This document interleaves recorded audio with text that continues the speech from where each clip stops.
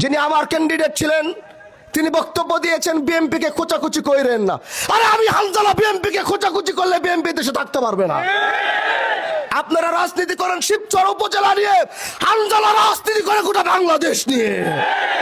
আপনারা চিল্লা চিল্লি করবেন গ্রামে খেতে, হানজালা চিল্লা চিল্লি করবে বাংলাদেশের পার্লামেন্টে।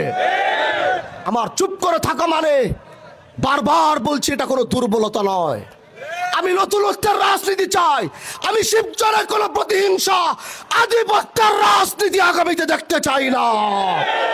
আমি গত কয়েকদিন যাবৎ ভালো মতো খেয়াল করছি যে আমাদের কিছু ভাইরা তারা খুব লেখালেখি করছেন এবং খুব কথা বলছেন।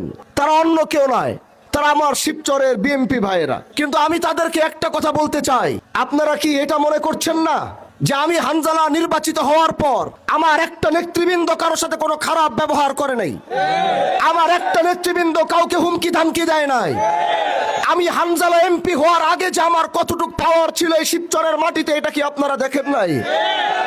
তাহলে আপনারা কি মনে করছেন আমি চুপ করে আছি? কারণ আমি শান্তি চাই। আমি শিবচরের প্রত্যেকটা মানুষকে নিয়ে কাজ করতে চাই। আমি শিবচরের প্রতিটা দলের সদস্যদেরকে নিয়ে কাজ করতে চাই। আমার চুপ করে থাকা মানে আমার কোনো দুর্বলতা নয়। যদি মনে করেন হানজালার চুপ করে থাকা দুর্বলতা, তাহলে সেটা আপনাদের ভুল, আপনাদের চিন্তায় ভুল ধরেছে। হানজালার চুপ করে থাকা মানে হানজালা শিবচরের মাটিতে শান্তি চায়।